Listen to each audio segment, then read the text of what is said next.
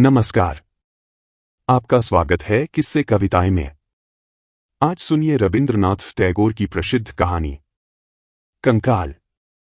जब मैं पढ़ाई की पुस्तकें समाप्त कर चुका तो मेरे पिता ने मुझे वैदिक सिखानी चाहिए और इस काम के लिए एक जगत के अनुभवी गुरु को नियुक्त कर दिया। मेरा नवीन गुरु केवल देशी वैद्यक में ही चतुर न था बल्कि डॉक्टरी भी जानता था। उसने मनुष्य के शरीर की बनावट समझाने के आशय से मेरे लिए एक मनुष्य का ढांचा अर्थात हड्डियों का पिंजर कंकाल मंगवा दिया था, जो उस कमरे में रखा गया जहां मैं पढ़ता था। साधारण व्यक्ति जानते हैं कि मुर्दा विशेषत हड्डियों के पिंजर कंकाल से कम आयु वाले बच्चों को जब वे अकेले हों कितना अधिक भय लगता है। स्वभावत मुझको भी डर लगता था और आरंभ में मैं कभी उस कमरे में अकेला न जाता था। यदि कभी किसी आवश्यकतावश जाना भी पड़ता तो उसकी ओर आंख उठाकर न देखता था। एक और विद्यार्थी भी मेरा सहपाठी था, जो बहुत निर्भय था। वह कभी उस पिंजर कंकाल से भयभीत न होता था और कहा करता था कि इस कंकाल की सामर्थ्य ही क्या है जिससे किसी जीवित व्यक्ति को हानि पहुंच सके। अभी हड्डियां हैं, कुछ दिनों पश्चात मिट्टी हो जाएंगी। किंतु मैं इस विषय में उससे कभी सहमत न हुआ और सर्वदा यही कहता रहा कि यह मैंने माना कि आत्मा इन हड्डियों से विलग हो गई है, तब भी जब तक यह विद्यमान है वह समय समय पर आकर अपने पुराने मकान को देख जाया करती है। मेरा यह विचार प्रकृति में अनोखा या असंभव प्रतीत होता था और कभी किसी ने यह नहीं देखा होगा कि आत्मा फिर अपनी हड्डियों में वापस आई हो। किंतु यह एक अमर घटना है कि मेरा विचार सत्य था और सत्य निकला। कुछ दिनों पहले की घटना है कि एक रात को गारहस्थ आवश्यकताओं के कारण मुझे उस कमरे में सोना पड़ा। मेरे लिए यह नई बात थी। नींद न आई और मैं काफी समय तक करवटें बदलता रहा, यहां तक कि समीप के गिरजाघर ने 12 बजाए।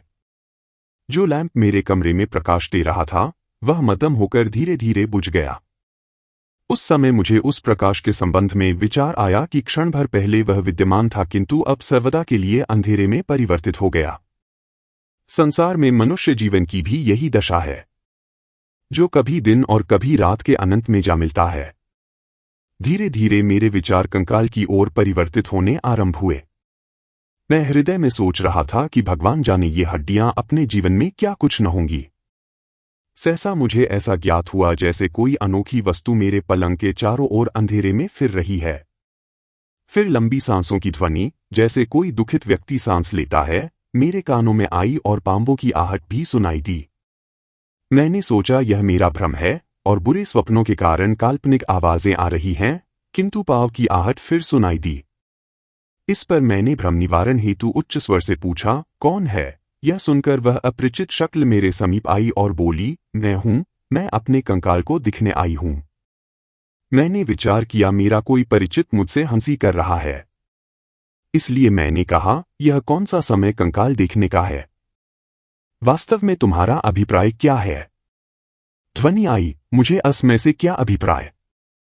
मेरी वस्तु है, मैं जिस समय चाहूं इसे देख सकती हूं। आह! क्या तुम नहीं देखते वे मेरी पसलियां हैं जिनमें वर्षों मेरा हृदय रहा है? मैं पूरे 26 वर्ष इस घोंसले में बंद रही जिसको अब तुम पिंजर कंकाल कहते हो। यदि मैं अपने पुराने घर को देखने चली आई तो इसमें तुम्हें क्या बाधा हुई? मैं डर गया और आत्मा को टालने के लिए कहा, अच्छा, तुम जाकर अपना कंकाल देख लो, मुझे नींद आती है। मैं सोता हूं। मैंने हृदय में निश्चय कर लिया कि जिस समय वह यहां से हटे मैं तुरंत भागकर बाहर चला जाऊंगा। किंतु वह टलने वाली आसामी न थी। कहने लगी, क्या तुम यहां अकेले सोते हो? अच्छा, आओ कुछ बातें करें। उसका आग्रह मेरे लिए व्यर्थ की विपत्ति से कम न था। मृत्यु की रूपरेखा मेरी आंखों के सामने फिरने लगी, किंतु विवशता से उत्तर दिया, अच्छा तो बैठ जाओ और कोई मनोरंजक बात सुनाओ। आवाज आई, लो सुनो। 25 वर्ष बीते मैं भी तुम्हारी तरह मनुष्य थी और मनुष्यों में बैठकर बातचीत किया करती थी, किंतु अब श्मशान के शून्य स्थान में फिरती रहती हूं। आज मेरी इच्छा है कि मैं फिर एक लंबे समय के पश्चात मनुष्यों से बातें करूं। मैं प्रसन्न हूं कि तुमने मेरी बातें सुनने पर सहमति प्रकट की है। क्यों? तुम बातें सुनना चाहते हो या नहीं? यह कहकर वह आगे की ओर आई और मुझे मालूम हुआ कि कोई व्यक्ति मेरे पायती पर बैठ गया है। फिर इससे पूर्व कि मैं कोई शब्द मुख से निकालूं, उसने अपनी कथा सुनानी आरंभ कर दी। वह बोली, महाशय, जब मैं मनुष्य के रूप में थी तो केवल एक व्यक्ति से डरती थी और वह व्यक्ति मेरे लिए मानो मृत्यु का देवता था। वह था मेरा पति। जिस प्रकार कोई व्यक्ति मछली को कांटा लगाकर पानी से बाहर ले आया हो, वह व्यक्ति मुझको मेरे माता पिता के घर से बाहर ले आया था और मुझको वहां जाने न देता था। अच्छा था उसका काम जल्दी ही समाप्त हो गया, अर्थात विवाह के दूसरे महीने ही वह संसार से चल बसा। मैंने लोगों की देखा देखी वैष्णव रीति से क्रियाकर्म किया, किंतु हृदय में बहुत प्रसन्न थी कि कांटा निकल गया। अब मुझको अपने माता पिता से मिलने की आज्ञा मिल जाएगी और मैं अपनी पुरानी सहेलियों से, जिनके साथ खेला करती थी, मिलूंगी। किंतु अभी मुझको मैके जाने की आज्ञा न मिली थी कि मेरा ससुर घर आया और मेरा मुख ध्यान से देखकर अपने आप कहने लगा, मुझको इसके हाथ और पांव के चिन्ह देखने से मालूम होता है यह लड़की डायन है। अपने ससुर के वे शब्द मुझको अब तक याद हैं। वे मेरे कानों में गूंज रहे हैं। उसके कुछ दिनों पश्चात मुझे अपने पिता के यहाँ जाने की आज्ञा मिल गई। पिता के घर जाने पर मुझे जो खुशी प्राप्त हुई वह वर्णन नहीं की जा सकती। मैं वहां प्रसन्नता से अपने यौवन के दिन व्यतीत करने लगी। मैंने उन दिनों अनेकों बार अपने विषय में कहते सुना कि मैं सुंदर युवती हूं, परंतु तुम कहो तुम्हारी क्या सम्मति है। मैंने उत्तर दिया, मैंने तुम्हें जीवित देखा नहीं, मैं कैसे सम्मति दे सकता हूं, जो कुछ तुमने कहा ठीक होगा। वह बोली, मैं कैसे विश्वास दिलाऊं कि इन दो गढ़ों में लज्जाशील दो नेत्र देखने वालों पर बिजलियां गिराते थे। खेद है कि तुम मेरी वास्तविक मुस्कान का अनुमान इन हड्डियों के खुले मुखड़े से नहीं लगा सकते। इन हड्डियों के चहुओर जो सौंदर्य था अब उसका नाम तक बाकी नहीं है। मेरे जीवन के क्षणों में कोई योग्य से योग्य डॉक्टर भी कल्पना न कर सकता था कि मेरी हड्डियां मानव शरीर की रूपरेखा के वर्णन के काम आएंगी। मुझे वह दिन याद है जब मैं चला करती थी तो प्रकाश की किरणें मेरे एक एक बाल से निकलकर प्रत्येक दिशा को प्रकाशित करती थी। मैं अपनी बाहों को घंटों देखा करती थी। आइए वे बाहें थीं जिसको मैंने दिखाई अपनी ओर आसक्त कर लिया। संभवत सुभद्रा को भी ऐसी बाहें नसीब न हुई होंगी। मेरी कोमल और पतली उंगलियां मृणाल को भी लजाती थीं। खेद है कि मेरे इस नग्न ढांचे ने तुम्हें मेरे सौंदर्य के विषय में सर्वथा झूठी सम्मति निर्धारित करने का अवसर दिया। तुम मुझे यौवन के क्षणों में देखते तो आंखों से नींद उड़ जाती और वैद्य ज्ञान का सौदा मस्तिष्क से अशुद्ध शब्द की भांति समाप्त हो जाता। उसने कहानी का तारतम्य प्रवाहित रखकर कहा, मेरे भाई ने निश्चय कर लिया था कि वह विवाह न करेगा और घर में मैं ही एक स्त्री थी। मैं संध्या में अपने उद्यान में छाया वाले वृक्षों के नीचे बैठती तो सितारे मुझे घूरा करते और शीतल वायु जब मेरे समीप से गुजरती तो मेरे साथ अटखेलियां करती थी। मैं अपने सौंदर्य पर घमंड करती और अनेकों बार सोचा करती थी कि जिस धरती पर मेरा पाप पड़ता है, यदि उसमें अनुभव करने की शक्ति होती तो प्रसन्नता से फूली न समाती। कभी कहती संसार के संपूर्ण प्रेमी युवक घास के रूप में मेरे पैरों पर पड़े हैं। अब ये संपूर्ण विचार मुझको अनेक बार विफल करते हैं कि आह, क्या था और क्या हो गया।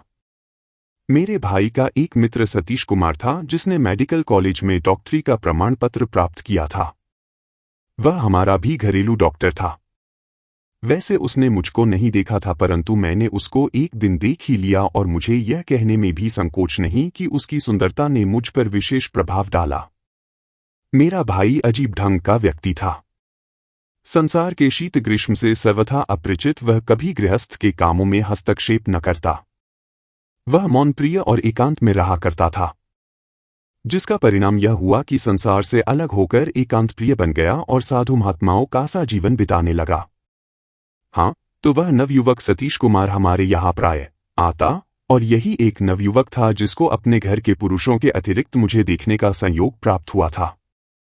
जब मैं उद्यान में अकेली होती और पुष्पों से लदे हुए वृक्ष के नीचे महारानी की भांति बैठती तो सतीश कुमार का ध्यान और भी मेरे हृदय में चुटकियां लेता, परंतु तुम किस चिंता में हो? तुम्हारे हृदय में क्या बीत रही है? मैंने ठंडी सांस भरकर उत्तर दिया, मैं यह विचार कर रहा हूं कि कितना अच्छा होता कि मैं ही सतीश कुमार होता। वह हंसकर बोली, अच्छा, पहले मेरी कहानी सुन लो, फिर प्रेमालाप कर लेना। एक दिन वर्षा हो रही थी, मुझे कुछ बुखार था। उस समय डॉक्टर अर्थात मेरा प्रिय सतीश मुझे देखने के लिए आया।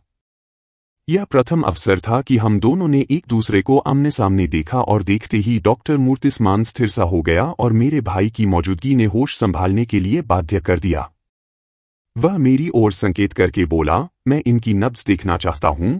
मैंने धीरे से अपना हाथ दुशाले से निकाला। डॉक्टर ने मेरी नब्ज पर हाथ रखा।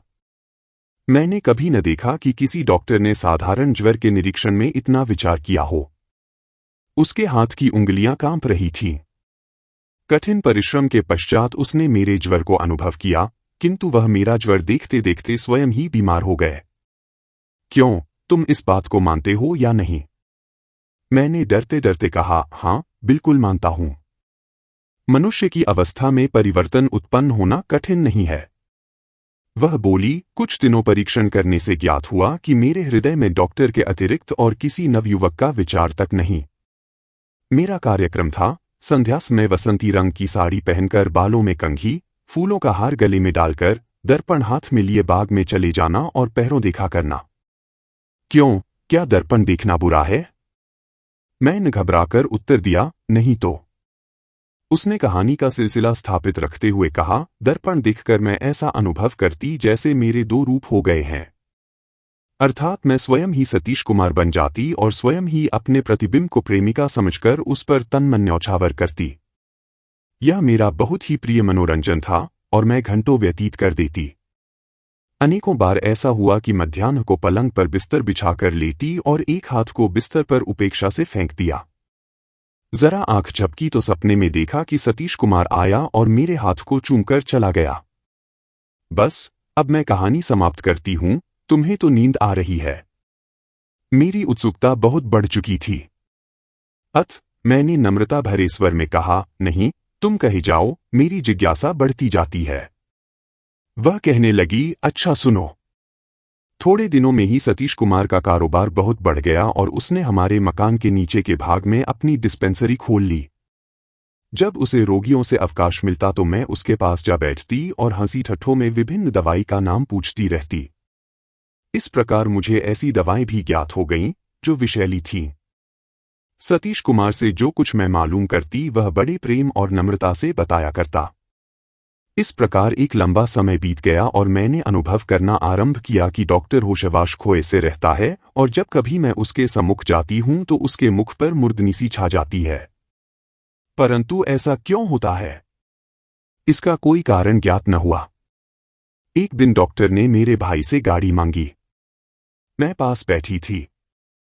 मैंने भाई से पूछा, डॉक्टर रात में इस समय कहाँ जाएगा? मेरे भाई ने उत्तर दिया, तबाह होने को। मैंने अनुरोध किया कि मुझे अवश्य बताओ वह कहाँ जा रहा है। भाई ने कहा, वह विवाह करने जा रहा है। यह सुनकर मुझ पर मूर्छासी छा गई, किंतु मैंने अपने आप को संभाला और भाई से फिर पूछा, क्या वह सचमुच विवाह करने जा रहा है या मजाक करते हो? उसने उत्तर दिया, सत्य ही, आज डॉक्टर दुल्हन लाएगा। मैं वर्णन नहीं कर सकती कि यह बात मुझे कितनी कष्टप्रद अनुभव हुई। मैंने अपने हृदय से बार बार पूछा कि डॉक्टर ने मुझसे यह बात क्यों छिपाकर रखी। क्या मैं उसको रोकती कि विवाह मत करो? इन पुरुषों की बात का कोई विश्वास नहीं। मध्याह्न डॉक्टर रोगियों को देखकर डिस्पेंसरी में आया और मैंने पूछा, डॉक्टर साहब, क्या यह सत्य है कि आज आपका विवाह है? यह कहकर मैं बहुत हंसी और डॉक्टर यह देखकर कि मैं इस बात को हंसी में उड़ा रही हूं, न केवल लज्जित हुआ बल्कि कुछ चिंतित सा हो गया। फिर मैंने सहसा पूछा, डॉक्टर साहब, जब आपका विवाह हो जाएगा तो क्या आप फिर भी लोगों की नब्ज देखा करेंगे? आप तो डॉक्टर हैं और अन्य डॉक्टरों की अपेक्षा प्रसिद्ध भी हैं कि आप शरीर के संपूर्ण अंगों की दशा भी जानते हैं, किंतु खेद है कि आप डॉक्टर होकर किसी के हृदय का पता नहीं लगा सकते कि वह किस दशा में है। वस्तुत हृदय भी शरीर का भाग है। मेरे शब्द डॉक्टर के हृदय में तीर की भांति लगे, परंतु वह मौन रहा। लगन का मुहूर्त बहुत रात गए निश्चित हुआ था और बारात देर से जानी थी। डॉक्टर और मेरा भाई प्रतिदिन की भांति शराब पीने बैठ गए। इस मनोविनोद में उनको बहुत देर हो गई। 11 बजने को थे कि मैं उनके पास गई और कहा, डॉक्टर साहब, 11 बजने वाले हैं, आपको विवाह के लिए तैयार होना चाहिए। वह किसी सीमा तक चेतन हो गया था। बोला, अभी जाता हूं, फिर वह मेरे भाई के साथ बातों में तल्लीन हो गया और मैंने अवसर पाकर विष की पुड़िया, जो मैंने दोपहर को डॉक्टर की अनुपस्थिति में उसकी अलमारी से निकाली थी, शराब के गिलास में, जो डॉक्टर के सामने रखा हुआ था, डाल दी। कुछ क्षणों के पश्चात डॉक्टर ने अपना गिलास खाली किया और दूल्हा बनने को चला गया। मेरा भाई भी उसके साथ चला गया। मैं अपने 2 मंजिले कमरे में गई और अपना नया बनारसी दुपट्टा ओढ़ा, मांग में सिंदूर भर पूरी सुहागन बनकर उद्यान में निकली, जहां प्रतिदिन संध्या में बैठा करती थी। उस समय चांदनी छिटकी हुई थी, वायु में कुछ सिहरन उत्पन्न हो गई थी और चमेली की सुगंध ने उद्यान को महका दिया था। मैंने पुड़िया की शेष दवा निकाली और मुंह में डालकर एक चुल्लू पानी पी लिया। थोड़ी देर में मेरे सिर में चक्कर आने लगे, आंखों में धुंधलापन छा गया। चांद का प्रकाश मध्यम होने लगा और पृथ्वी तथा आकाश, बेलबूटे, अब मेरा घर जहां मैंने आयु बिताई थी, धीरे धीरे लुप्त होते हुए ज्ञात हुए और मैं मीठी नींद सो गई। 1.5 साल के पश्चात सुखस्वप्न से चौंकी तो मैंने क्या देखा कि 3 विद्यार्थी मेरी हड्डियों से डॉक्टरी शिक्षा प्राप्त कर रहे हैं और एक अध्यापक मेरी छाती की ओर बेंच से संकेत करके लड़कों को विभिन्न हड्डियों के नाम बता रहा है और कहता है, यहाँ हृदय रहता है, जो विवाह और दुख के समय धड़का करता है, और यह वह स्थान है जहां उठती जवानी के समय फूल निकलते हैं। अच्छा, अब मेरी कहानी समाप्त होती है। मैं विदा होती हूं, तुम सो जाओ। ऐसी और कहानियों के लिए आप किससे कविताएं पेज को, चैनल को लाइक, फॉलो व सब्सक्राइब करें प्लीज। धन्यवाद।